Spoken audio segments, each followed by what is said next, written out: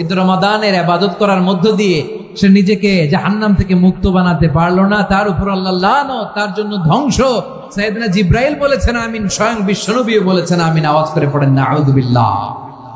মসজিদে নববীর ভেতরে হঠাৎ তিনি মসজিদে নববীর মিম্বারে পা রেখে বললেন আমিন। দ্বিতীয় ধাপে পা রেখে বললেন আমিন, তৃতীয় ধাপে পা রেখে বললেন আমিন। সাহাবারা অবাক হয়ে বললেন ইয়া রাসূলুল্লাহ, ইয়া হাবিবাল্লাহ, তিনবার শুধু আমিন আমিন পড়লেন, কেন পড়লেন আমরা কিছু জানি না, আমাদেরকে জানিয়ে দেন কেন আপনি তিনবার আমিন বললেন।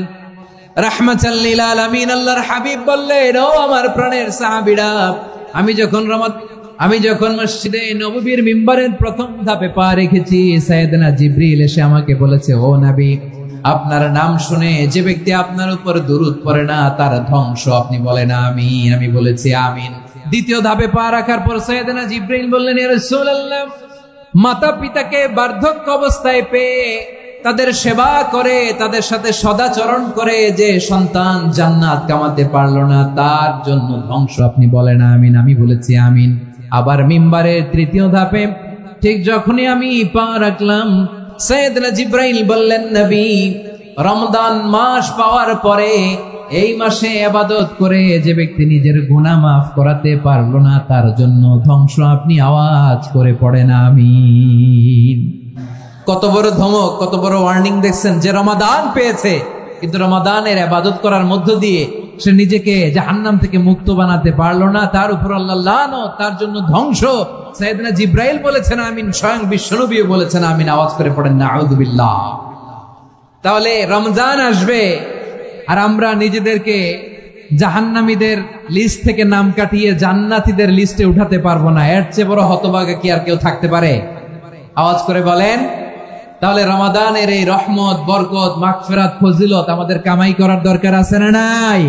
কিন্তু এমন এক বরকতময় মাস আসতেছে, আমাদের কোনো সেন্সই নাই, আমাদের মধ্যে কোনো অনুভূতি কাজ করে না। হায় রে দুর্ভাগা মুসলমান।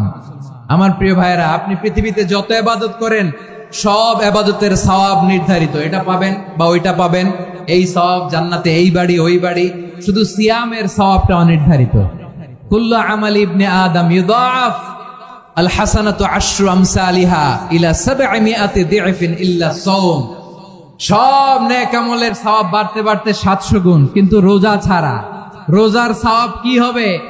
বান্দা খালি রোজা রাখে, ফেরেশতারা কিছু লিখতে পারে না আমলনামায়, কারণ আল্লাহ বলে এটা কিছু লিখিস না, কারণ as-সাওমু লি, এই রোজা রাখছে আমার জন্য, ওয়া আনা আজজি বিহি, এই রোজার সওয়াব, প্রতিদান, অ্যাওয়ার্ড, এটা কিয়ামতের দিন আমি আল্লাহ নিজ হাতে দেব, নিজ হাতে দেব। আরেক বর্ণনায় এসেছে ওয়া আনা উজজাবি, আমি আল্লাহ নিজেই হয়ে যাব রোজার প্রতিদান। সুবহানাল্লাহ পড়েন। আবার আল্লাহর হাবিব বলেন, ইন্না ফিল জান্নাতি সামানিয়াতু আবওয়াব, জান্নাতের দরজা মোট 8টা। ফিহা বাবুন ইউসাম্মা আর-রায়্যান, 8টা দরজার মধ্যে স্পেশাল একটা দরজা আছে, ওই দরজাটার নাম হলো আর-রায়্যান।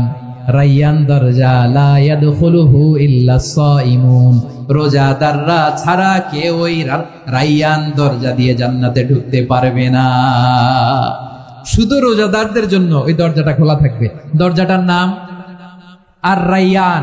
এই লাখো জনতা আওয়াজ করলে এই আওয়াজ হয়। বলেন, রোজাদারদের জন্য জান্নাতে স্পেশাল যে লাল গালিচার সংবর্ধনা এন্ড স্পেশাল এন্ট্রি, ওই দরজাটার নাম কি? আর-রায়্যান শব্দটা কেমন লাগে? ভালো লাগে। অনাগত সন্তান যদি কারো আসে, ছেলে সন্তান, নাম রেখে দিয়েন আর-রায়্যান। পারবেন? আমাকে সবাই ধরে রাস্তা ঘাটে, বাসায়, অফিসে, আদালতে, এয়ারপোর্টে ধরলে, হুজুর আমার একটা ছেলে হবে 2 মাস পর, একটা নাম দেন। চাপাই নবাবগঞ্জবাসীর জন্য আমি একটা নাম দিয়ে গেলাম।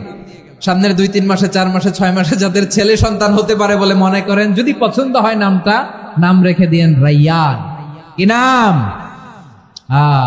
লা ইয়াদখুলুহু ইল্লা সাইমুন, রোজাদাররা ছাড়া কেউ ঢুকতে পারবে না। মান দাখালাহু লাম ইয়াযমা আবাদা, একবার যে এই গেট দিয়ে ঢুকবে, he will never be thirsty again, তার গলা থেকে চিরকালের জন্য আল্লাহ তৃষ্ণা মিটায়া দিবে। আমরা এই রায়্যান দরজা দিয়ে সেদিন জান্নাতে ঢুকতে চাই কি চাই না? আমার প্রিয় ভাইরা, প্রতি রাতে রমাদানে আল্লাহর ফেরেশতারা আহ্বান জানায়, ইয়া বাগিয়াল খাইরি আকবিল, ইয়া বাগিয়াশ শাররি আকসির, হে কল্যাণের পথের যাত্রী, আকবিল, প্রসিড, আরো ইবাদত করো, আগাও আগাও, আরো জান্নাতের নাজ নেয়ামত কামাও। হে অকল্যাণের পথের যাত্রী, আকসির, স্টপ, স্টপ, অনেক হয়েছে। আন্না, এই রমাদান এটা পাপের মাস নয়, এটা ইবাদত করে জান্নাত কামানোর মাস। চিল্লায় বলো ঠিক কি না? ওয়ালিল্লাহি উতাকাউ মিনান নার ওয়াদালিকা কুল্লা লাইলা। প্রতি রাতে, রমাদানের প্রতি রাতে আল্লাহ তাআলা এরকম লাখো বনি আদমকে মাফ করে দেওয়ার ঘোষণা দেয়, নাজাতের ঘোষণা দেয়। আমরা আল্লাহর পক্ষ থেকে মাফ, নাজাত চাই কি চাই না? আমরা যদি নাজাত পেয়ে যাই আর কিছু চাই? কথা বলে না। আমাদের নাজাত লাগবে। আওয়াজ করে বলেন তো কি লাগবে? আর কিছু যে চাই না আমি, চাই গো নাজাত। আল্লাহ তোমার কাছে আমার মুনাজাত।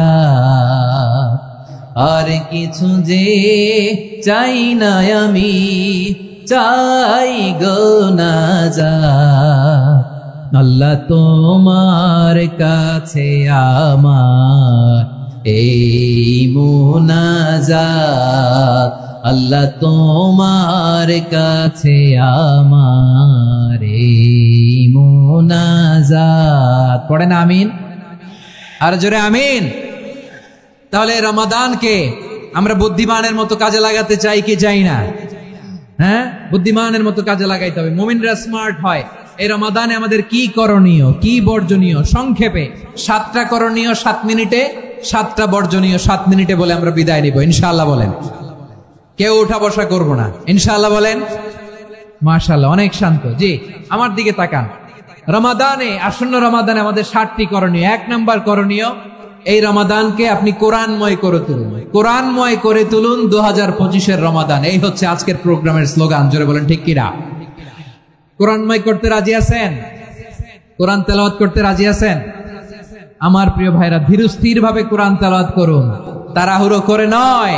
আনাস রাদিয়াল্লাহু তাআলা আনহু বলতেন, রুব্বা কারি লিল কুরআন ওয়াল কুরআনু ইয়ালআনহু। কোরআনের অনেক কারি আছে যারা কোরআন পড়ে কিন্তু সওয়াব পায় না, বরং আল্লাহর কোরআন তার বিরুদ্ধে আল্লাহর দরবারে নালিশ করে আর লানত করতে থাকে। আমরা কি ওইরকম কোরআনের তেলাওয়াতকারী হতে চাই? না। ধীরস্থির ভাবে ওয়ারাত্তিলিল কুরআনা তারতিলা, তারতিলের সাথে পড়বেন।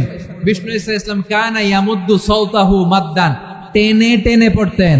আলহামদুলিল্লাহি রাব্বিল আলামিন আর রহমানির রহিম মালিকি ইয়াউমিদ্দিন ইয়্যাকা না'বুদু ওয়া ইয়্যাকা নাস্তাঈন ইহদিনাস সিরাতাল মুস্তাকিম সিরাতাল লাযীনা আন'আমতা আলাইহিম গায়রিল মাগদুবি আলাইহিম ওয়ালাদ-দাল্লিন। পড়েন আমিন। কানা ইয়ামুদ্দু সাওতাহু মাদ্দান, টেনে টেনে পড়তেন। মান লাম ইয়াতাগান্না বিল কুরআন ফালাইসা মিন্না, যে সুর করে কোরআন পড়ে না সে আমার উম্মত হতে পারে। যাইনুল কুরআন বিআসওয়াতিকুম, বিষ্ণু বলেন সুর করে কোরআন পড়বা। অনেকে কোরআনের খতম তুলবার জন্য কোরআনরে একেবারে খতম করে দেয়, এরকম আছে না নাই? কোরআনের খতম তোলার জন্য কোরআনরে কি করে? একেবারে খতম করে দেয়। না, আপনি ধীরস্থির ভাবে পড়ে যদি খতম দিতে পারেন মাশাআল্লাহ, না পারলে যতটুকু পারেন পড়বেন। এরপর অনুবাদ পড়ার চেষ্টা করবেন, তাফসীর পড়ার চেষ্টা করবেন। আপনাদের জন্য এক অনন্য উপহার রয়েছে আমার পক্ষ থেকে, এক নজরে কোরআন। 114 সূরার সারমর্ম, সার নির্যাস আমরা নিয়ে এসেছি এখানে বাংলা ভাষায়। আমার জানা মতে খুব সম্ভবত এই প্রথম কাজ কেউ করে নাই। আরবিতে পাবেন এরকম অনেক বই, ইংরেজিতে কিছু কাজ আমরা দেখেছি, কিন্তু বাংলায় পাবেন না। এত চমৎকার ভাবে আমরা সূরাগুলোর সারমর্ম, সার নির্যাস তুলে ধরার চেষ্টা করেছি। সুযোগ হলে এটা সংগ্রহ করবেন আপনারা। যে কোনো ধরনের ভালো অনুবাদ আপনারা পড়বেন, তাফসীর পড়বেন। আমরা কোরআনময় করতে চাই।